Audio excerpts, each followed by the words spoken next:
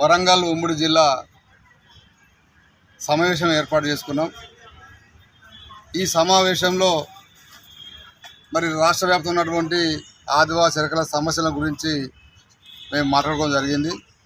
నా పేరు లోకిని రాజు, నేను తెలంగాణ ఆదివాసీ ఎరకల సంఘం రాష్ట్ర అధ్యక్షుడిని.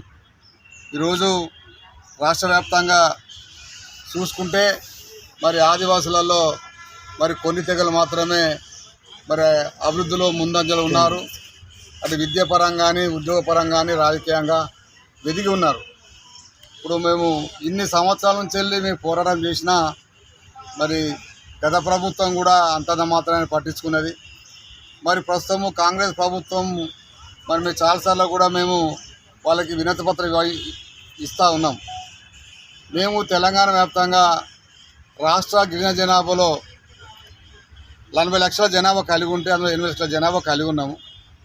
మేము తెలంగాణ వ్యాప్తంగా మా కుల వృత్తి తట్టలు పుట్ట అల్లుకోవడం, చెప్పుకోవడం, పనులు పెంచుకోవడం తప్ప వేరే కుల వృత్తి లేదు. మాకు ఎటువంటి భూములు లేవు, ఎటువంటి జాగాలు లేవు, ఎటువంటి ఉద్యోగాలు కానీ ఉపాధి లేవు. మేము ఒకటే కోరుతూ ఉన్నాం. గత ప్రభుత్వంలో కూడా ఎరకల కార్పొరేషన్ ఏర్పాటు చేసి డిమాండ్ చేసినాం. ఆ డిమాండ్ అనుగుణంగానే ఎన్నికల ముందు కాంగ్రెస్ ప్రభుత్వం ఉన్నటువంటి ప్రభుత్వము మరి ఏకలవ్య కార్పొరేషన్ ఏర్పాటు చేస్తామని చెప్పేసి కూడా హామీ ఇచ్చింది. ఆ ఏకలవ్య కార్పొరేషన్కి 500 కోట్లు కూడా బడ్జెట్ ఇస్తామని చెప్పేసి మాట ఇచ్చినటువంటి పరిస్థితి రేవంత్ రెడ్డి గారు రాష్ట్ర ముఖ్యమంత్రి గారు. మేము అదే కోరుతూ ఉన్నాం.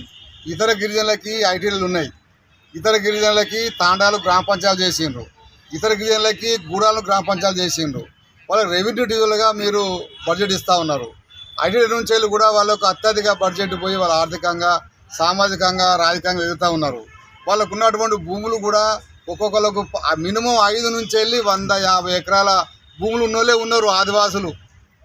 ఆదివాసులు మినిమం 5 ఎకరాల నుంచి వెళ్ళి మ్యాక్సిమం 150 ఎకరాల చొప్పున కలిగినటువంటి ఆదివాసులు అందరూ కూడా ఉన్నారు.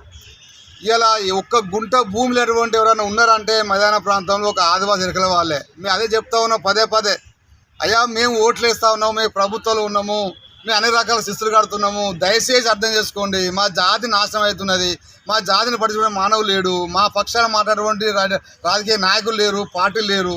దయచేసి మాకు ఎటువంటి భూములు జాగలేవు. కాబట్టి కనీసము మీరు అన్న మాటే కాంగ్రెస్ పార్టీ ఎన్నికల ముందు ఇచ్చినటువంటి వాగ్దానం ప్రకారంగా ఎరకల కార్పొరేషన్ ఏర్పాటు చేసి 500 కోట్లు ఇస్తానటువంటి మాటనే మేము నిలబెట్టుకోమని చెప్పి అంటున్నాం.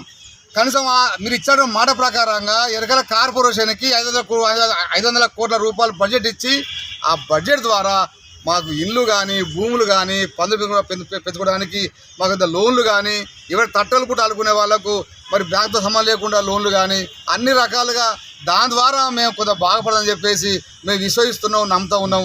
దయచేసి ఇప్పటికైనా రాష్ట్ర ముఖ్యమంత్రి వాళ్ళు ప్రభుత్వం కలిసి ఆలోచించి ఈ తెలంగాణలో ఆదివాసీ ఎరకల యొక్క జీవన విధానాన్ని దృష్టిలో పెట్టుకొని మాకు ఖచ్చితంగా ఏకలవ్య కార్పొరేషన్ ఏర్పాటు చేసి 500 కోట్లు బడ్జెట్ ఇచ్చే విధంగా ప్రభుత్వం చొరవని చెప్పేసి నేను ప్రభుత్వం డిమాండ్ చేస్తా ఉన్నా. తద్వారా ఏదైతే ఐటీడీలు మీరు పెట్టినరో గత ప్రభుత్వాలు పెట్టిర్రు అదే పద్ధతిలో ఎరకలలో కూడా ఎరకల కార్పొరేషన్ పెడితే దానిలో నిధులు ఉంటాయి. ఆ నిధుల ద్వారా పిల్లలు చదువులు అవుతాయి, ఉద్యోగాలు వస్తాయి, ఉపాధి వస్తాయి, మాకు 15 భూములు వస్తాయి, లోన్లు వస్తాయి, ఫామ్లలో పెట్టుకుంటారు. ఇన్ని రకాలుగా దీని ద్వారానే మాకు న్యాయం జరుగుతుందని చెప్పేసి మేము నమ్ముతూ ఉన్నాం. అందుకోసమే మాకు ఏకైక మార్గము ఈ తెలంగాణలో ఎరకల జాతి బాగుపడాలంటే కేవలము ఎరకల కార్పొరేషన్ ఏర్పాటు చేస్తే తప్ప మా జాతి బాగుపడని చెప్పేసి మేము ప్రభుత్వానికి మరి నొక్కి చెప్తా ఉన్నాం. దయచేసి అందరూ కూడా బాగుపడతా ఉన్నారు. ఇలా అందరూ కూడా ఎమ్మెల్యేలు, మంత్రులు అయ్యారు, మీ పక్షానే ఉన్నారు. కానీ మా జాతులు ఎవరు లేరు. మరి ఎన్నిసార్లు మేము ఒత్తుకోవాలి, ఎన్నిసార్లు మేము బాగుపడాలి, ఎన్నిసార్లు మేము మంత్రులు కలవాలి? ఏ మంత్రి మనం పట్టించుకోలేరు. దయచేసి ఖచ్చితంగా మాకు న్యాయం చేయమని చెప్పి నేను ప్రభుత్వాన్ని విజ్ఞప్తి చేస్తున్నా, నేను డిమాండ్ చేస్తా ఉన్నా. నా పేరు లోకిని రాజు, నేను తెలంగాణ ఆదివాసీ ఎరకల సంఘం రాష్ట్ర అధ్యక్షుడిని.